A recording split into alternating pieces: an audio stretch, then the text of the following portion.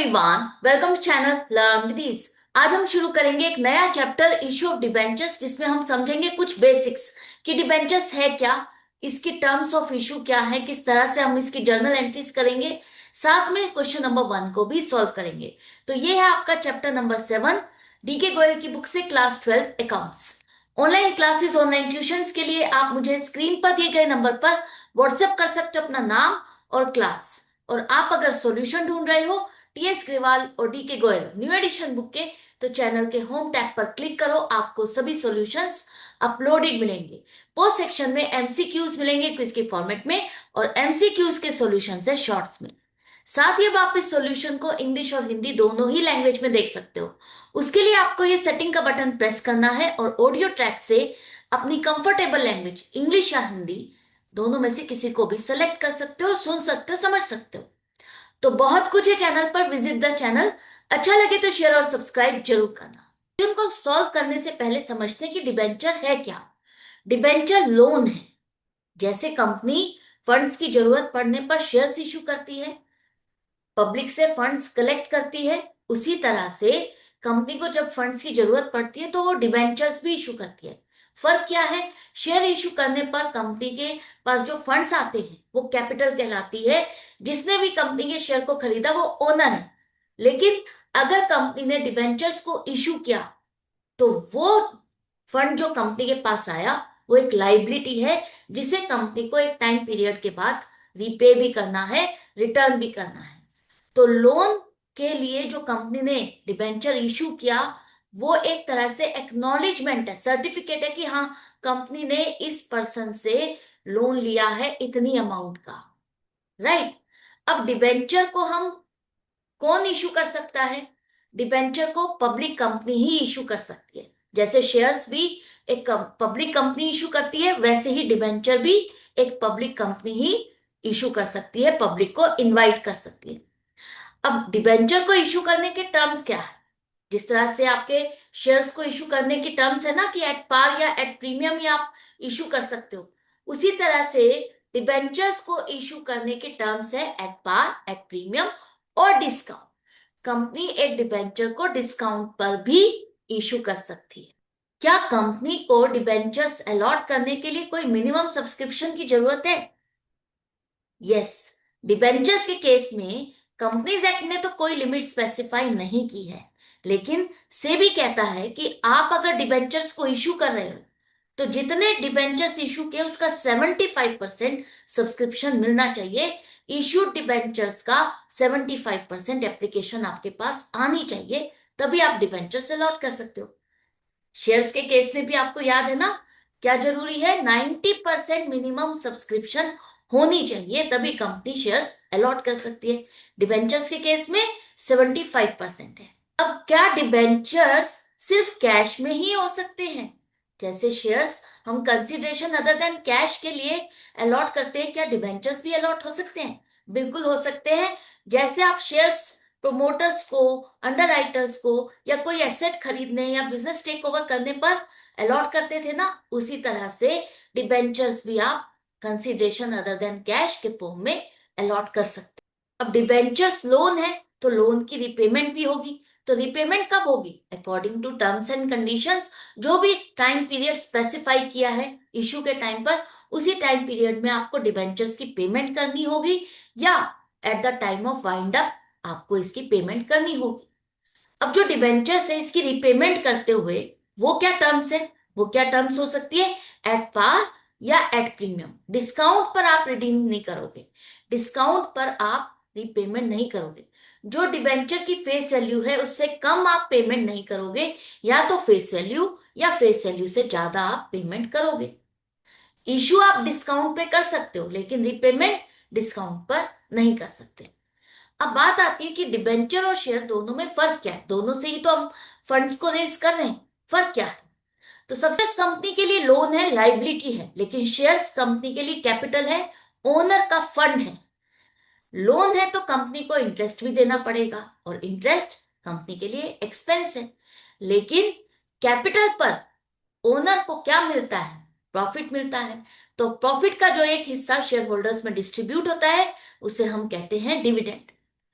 अगर आपको इंटरेस्ट देना है डिबेंचर्स पर तो वो एक फिक्स्ड है, खर्चा है, एक्सपेंस है, जो कि आपको हर हाल में देना ही है, चाहे प्रॉफिट हो या लॉस हो। लेकिन डिविडेंड तभी डिस्ट्रीब्यूट होगा, प्रॉफिट तभी डिस्ट्रीब्यूट होगा जब प्रॉफिट होगा।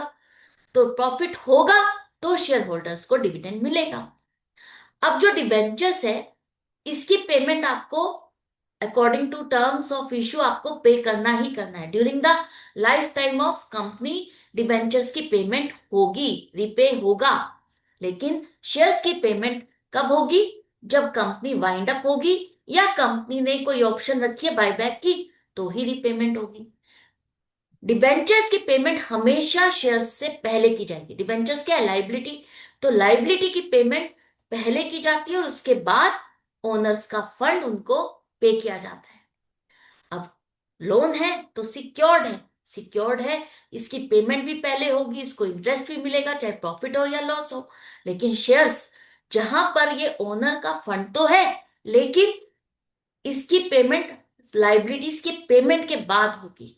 प्रॉफिट होगा तो इससे डिविडेंड मिलेगा, तो इसे क्या कहा जाता है? अनसिक्योर्ड। अब जो डिबेंचर्स है, इसे आप डिस्काउंट पर भी इशू कर सकते हो, लेकिन शेयर्स को हम डिस्काउंट पर इशू नहीं कर सकते, कुछ एक्सेप्शंस को छोड़ के। एक्सेप्शंस क्या है? स्वेट इक्विटी शेयर्स या री इशू ऑफ फॉरफिटेड शेयर्स। ठीक है। इसके बाद जो डिबेंचर होल्डर्स हैं, वो लाइबिलिटी है एक तरह से, क्रेडिटर्स है, आउटसाइडर्स है। उनको वोटिंग राइट नहीं है, मैनेजमेंट के डिसीजंस में वो राइट नहीं है उनके पास कि वो कोई पार्टिसिपेट कर सके, वोट दे सके, अपना कोई व्यू रख सके। लेकिन शेयर होल्डर्स, ओनर्स हैं, तो मैनेजमेंट की वर्किंग में भी उनका शेयर रहता है, उनके पास वोटिंग राइट्स है। तो बेसिक डिफरेंस आपको समझ। अब बेसिक हमने समझ लिया है, अब बारी आती है क्वेश्चन को सॉल्व करने की। तो यहां पर भी आपको जर्नल एंट्रीज बनानी है। अगर कंपनी डिबेंचर्स को इश्यू करती है तो जर्नल एंट्रीज क्या होगी, वही आपको बताना है। तो बिल्कुल सेम है, जैसे आपने शेयर्स के केस में जर्नल एंट्रीज बनाना सीखा है, वैसे ही यहां पर होगी। जहां पर भी कोई भी डिफरेंस होगा मैं आपको समझाती जाऊंगी। तो कंपनी कह रही है कि हमने 2000 डिबेंचर्स इशू किए, ऑफर किए।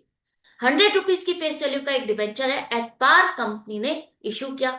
एट पार का मतलब जो डिबेंचर की फेस वैल्यू है उसी पर ही कंपनी ने ऑफर किया है, कोई प्रीमियम डिमांड नहीं किया। कंपनी को एप्लीकेशन कितनी मिली? 3000 डिबेंचर्स की। जितने डिबेंचर्स इशू किए उससे ज्यादा की एप्लीकेशन आई, ओवर सब्सक्राइब हो गया।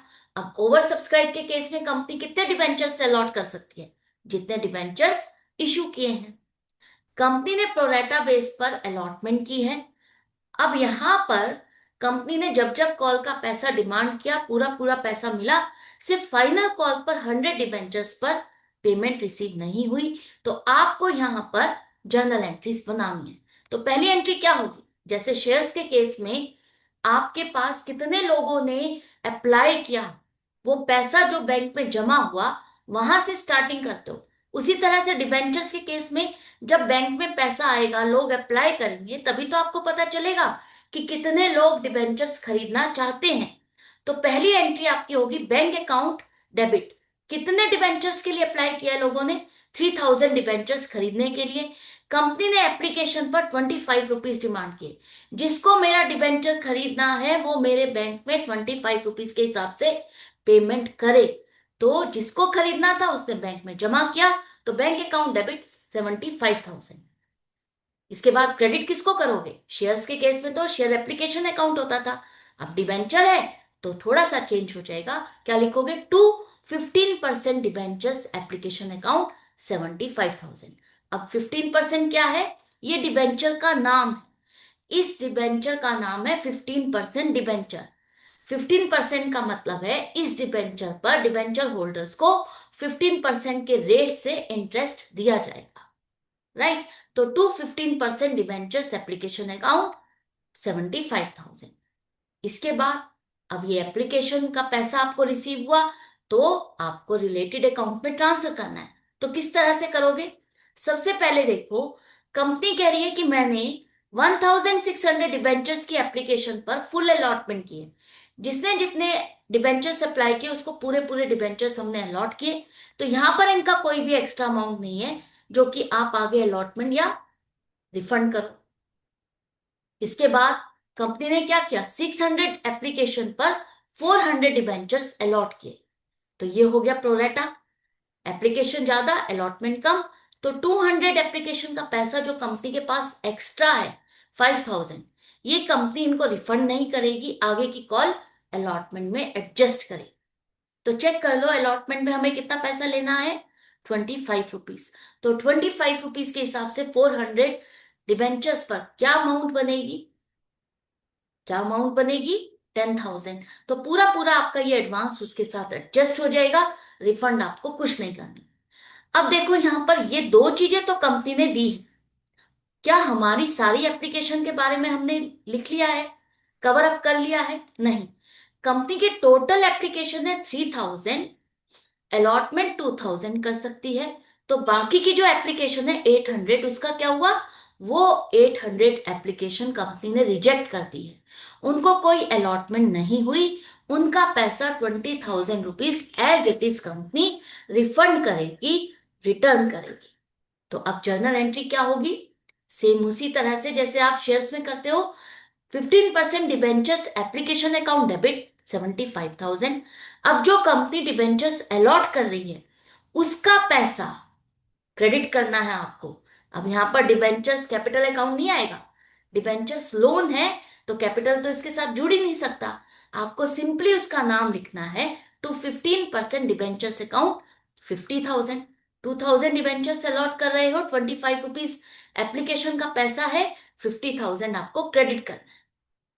इसके अलावा जो भी आपके पास एडवांस है, जो आप आगे अलॉटमेंट में एडजस्ट करने वाले हो, उसको आप डायरेक्टली अलॉटमेंट अकाउंट में क्रेडिट करोगे, to 15% debentures allotment account 5,000।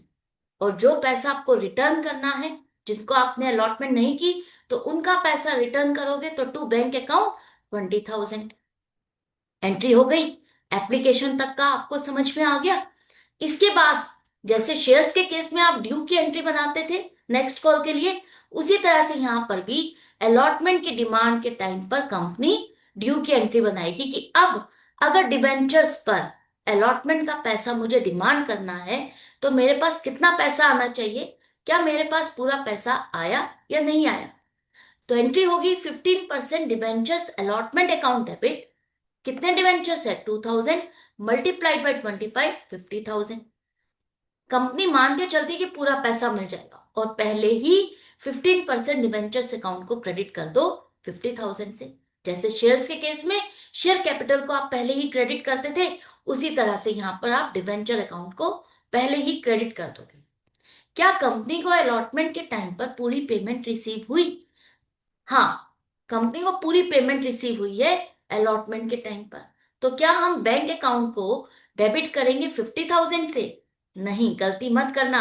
Company को अलॉटमेंट के टाइम पर 50,000 लेने हैं, लेकिन एप्लीकेशन के साथ कुछ एडवांस था हमारे पास, जहां पर आपने प्रोरेटा बेस पर अलॉटमेंट की, उनका कुछ एडवांस है जो कि आप आगे अलॉटमेंट में एडजस्ट करने वाले हो, तो वो दोबारा से आपको इतनी पेमेंट तो नहीं करेंगे। तो इसको माइनस कर दो, बाकी के 45,000 आपके बैंक में आने चाहिए। वो कंपनी कह रही है कि हमारे पास पूरा पैसा आ गया, तो आपको डेबिट करना है, bank account debit 45,000 to 15% debentures allotment account 45,000। Allotment के बाद फाइनल कॉल की डिमांड होगी, और आपको पहले ड्यू की एंट्री बनानी है। 15% debentures first and final call account debit 50 rupees के हिसाब से, 2,000 डिवेंचर्स पर 1,00,000 रुपीज कंपनी के पास आने चाहिए। कंपनी मान के चलती कि पूरा पैसा आ जाएगा, और टू 15% डिवेंचर्स अकाउंट को क्रेडिट करो 1,00,000 से। क्या कंपनी को फाइनल कॉल पर पूरी पेमेंट रिसीव हुई? कंपनी को फाइनल कॉल पर 1,00,000 रुपीज लेने हैं, एडवांस अब किसी का कुछ नहीं है। 100 डिबेंचर्स ऐसे हैं जिन्होंने कंपनी को पेमेंट नहीं की फाइनल कॉल की, तो 100 rupees, 100 multiplied by 50 rupees, 5,000 rupees company को नहीं मिले, बाकी के 95,000 कंपनी के बैंक में जमा हुए।